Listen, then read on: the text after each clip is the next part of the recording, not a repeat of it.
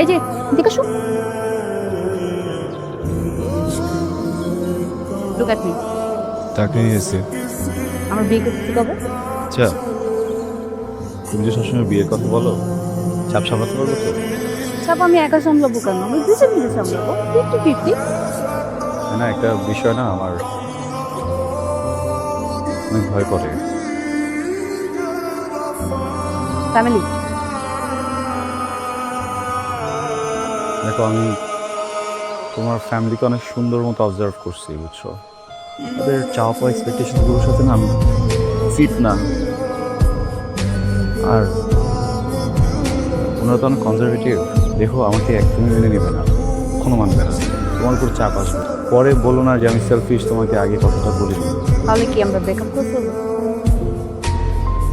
তো ধরে নাও আমাদের সম্পর্কের একটা গাড়ি, হ্যাঁ, একটা সাইকেল থেকে বাইক, সেখান থেকে প্রাইভেট কার, এখন একটা ট্রাক হয়ে গেছে। এই ট্রাকটা নিয়ে আমি এত কিলোমিটার চলে আসছি যে আর এর পেছনে ব্যাক করার মতো কোয়েল আমার কাছে নাই, শক্তিও নাই। সেই গাড়ি যতদিন পর্যন্ত চলবে আমি তো থামাবো না, ব্যাকও করবো না। তাহলে তো হয়েই গেল। আমরা দুজনে একসাথে থাকার জন্য যা যা করা দরকার সবকিছু করবো, ওকে? আমি তোমাকে এত ইজিলি ছাড়তেছি না। কনে মোসাম্মদ আয়না আফরোজ, পিতা মুবাশির হোসেন, মাতা শামসুল নাহার, পাত্র হৃদয় আহমেদ, পিতা কবির আহমেদ, মাতা লীলা আহমেদ। 1001 টাকা কাগজ ধার্য করিয়া আপনি বিয়েতে রাজি? রাজি থাকলে বলেন কবুল। আলহামদুলিল্লাহ কবুল। আরেকবার বলেন। আলহামদুলিল্লাহ কবুল। আপনি রাজি থাকলে বলেন কবুল। আলহামদুলিল্লাহ কবুল। আপনি শুনছেন? আপনি শুনছেন? এবার আমরা দোয়া করবো। আল্লাহুম্মা আমিন। রব্বানা যালামনা আনফুসানা ফিদ দুনিয়া হাসানাতান।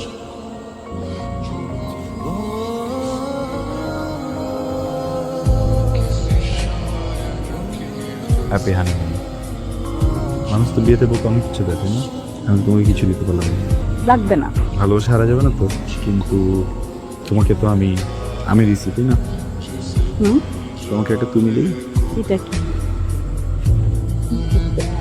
আমার আয়নার জন্য একটা ছোট্ট আয়না।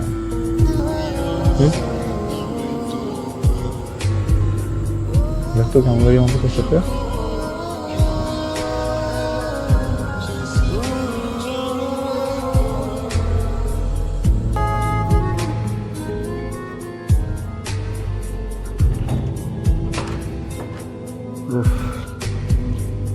কি অবস্থা বুঝছো, ট্রাফিক এন্ড এভরিথিং।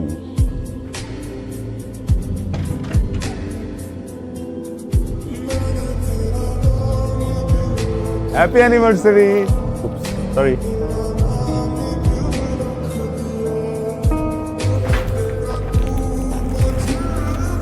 খুবই সরি, আমি খুবই সরি, খুবই সরি, খুব সরি। প্লিজ তুমি শুনবো, হ্যাঁ প্লিজ।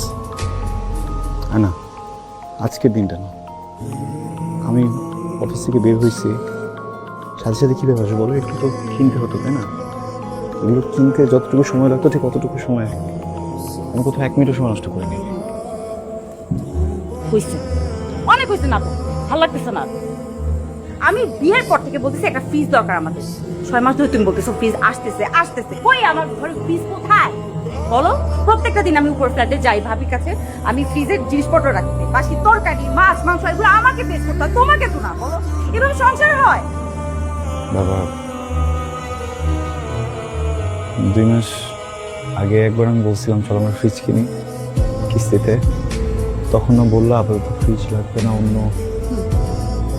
বলছি, আমি বললেই তুমি শুনো না, কিছু তো শুনলা না। আমি ভাবছি বিয়ের পর আমাদের সবকিছু ঠিক হয়ে যাবে, যেদিকে তাকাই সেদিকে সেকেন্ড হ্যান্ড ফার্নিচার। আমি একটা নতুন সংসার সাজাইছিলাম, বুঝছো হৃদয়? আমার না এগুলো দেখলে, বুঝছো, আমার মাথা ঠিক থাকে না, এগুলো জীবনও ঠিক হবে না হৃদয়। আমি বুঝে গেছি, যত দিন যাইতেছে তত আমি মনে হচ্ছে হ্যাঁ আছে, আমি কেন আছি, কি করতেছি এখানে, কিছুই ঠিক হইতেছে না। এটা কোনো সংসার বলো? এভাবে সংসার হয়? আবেগে সবকিছু করে ফেলছি তো।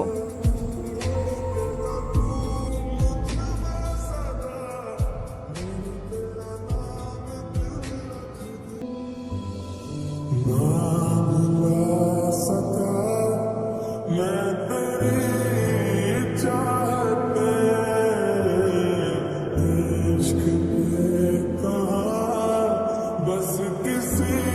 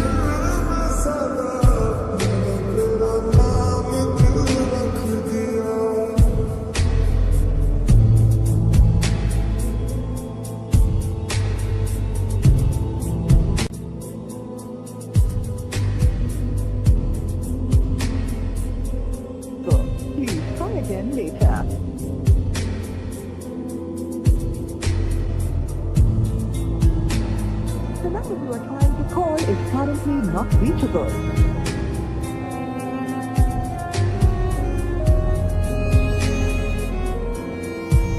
The number you are trying to call is currently not reachable. Please try again later.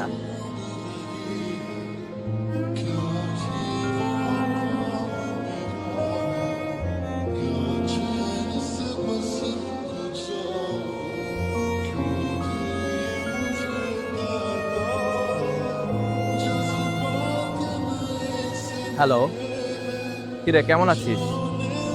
ভালো নেই ভাইয়া। কেন, কি হয়েছে? হৃদয় কোনো ঝামেলা করছে? পোস্ট পাঠাবো? ওকে তুলে আনতে হবে? না ভাইয়া, ভাইয়া আসলে আমি একটা অন্য কারণে ফোন করেছি। আসলে আমি তো কখনো থানায় যাই নাই, তাই তোমাকে ফোন করলাম। তুমি কি ডিউটিতে ভাইয়া? না না, আজকে আমি ছুটিতে আছি। তো কি হয়েছে বলতো? আমি তো আছি। ডিউটিতে না থাকলে কি হয়েছে? ফোন আছে না, ফোনেই সব কাজ হয়ে যাবে। হ্যাঁ, হৃদয় 2 দিন ধরে বাসায় ফিরতেছে না। ওর ফোনটা বন্ধ। আমি আসলে ওর সাথে খুব রাগারাগি করছিলাম, তারপর বাসা থেকে বের করে দিয়েছি করে।